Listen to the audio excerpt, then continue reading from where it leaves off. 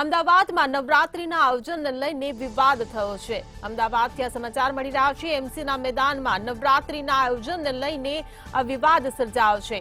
એમસીના મેદાનોમાં થતા ગરબાના આયોજન સામે હાઈકોર્ટમાં અરજી કરવામાં આવી છે। સ્ટેન્ડિંગ કમિટી દ્વારા નિયમ વિરુદ્ધ ગ્રાઉન્ડ એલોટ કરાયાનો આક્ષેપ લગાવવામાં આવ્યો છે। એમસીના સ્ટેટ વિભાગના સર્ક્યુલરનું ઉલ્લંઘન કરી ગ્રાઉન્ડ અપાયા તેવું અરજદારે કહ્યું છે।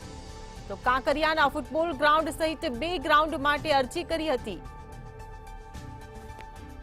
અમદાવાદથી આ સમાચાર મળી રહ્યા છે। સ્ટેન્ડિંગ કમિટીએ હરાજી વિના અન્ય વ્યક્તિને ગ્રાઉન્ડ આપી દીધા તેવું અરજદારે કહ્યું છે।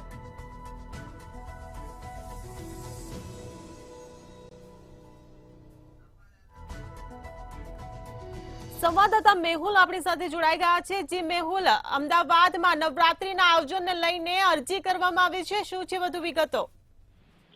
જે પ્રમાણે અમદાવાદના જે ગરબા જે થઈ રહ્યા છે તેને જયારે પાર્ટી પ્લોટ જયારે કોર્પોરેશન તરફથી ભાડે લેવાના હોય છે આ ભાડા માટે 2 મહિના અગાઉથી તે કોર્પોરેશન સ્ટેન્ડિંગ કમિટીમાં રજૂઆતો જે છે તે લેખિતમાં આવતી હોય છે। 2 મહિના અગાઉ આ રીતની જે રજૂઆતો કરવાની હોય છે, પરંતુ જે પ્રમાણે હાઈકોર્ટની અંદર અરજદારે અરજી કરી છે કે કોઈ પણ જાણ કર્યા વગર જે 2 કોર્પોરેશનના મોટા પ્લોટ છે તે સ્ટેન્ડિંગ કમિટી ચેરમેને સીધા બારોબાર આપી દીધા છે। એક કરતા વધારે જયારે અરજી આવી હોય તો તેની જે હરાજી કરવાની હોય છે, પરંતુ જે પોતાનો મનસ્વી નિર્ણય લઈને આ રીતે સ્ટેન્ડિંગ કમિટીએ સીધો જ આ જે પ્લોટ છે તે બારોબાર ભાડે આપી દીધા છે। તેને લઈને હાઈકોર્ટમાં અરજી થઈ છે અને અરજી મામલે 1 તારીખે જે સુનાવણી હાથ ધરવાની છે। હાઈકોર્ટમાં આ મામલે અરજી હાલ થઈ છે। જી મેહુલ, સમગ્ર માહિતી બદલ આભાર।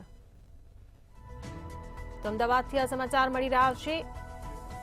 નવરાત્રીના આયોજનને લઈને વિવાદ સર્જાયો છે। 1 ઓક્ટોબરે વધુ સુનાવણી આ કેસને લઈને હાથ ધરવામાં આવશે।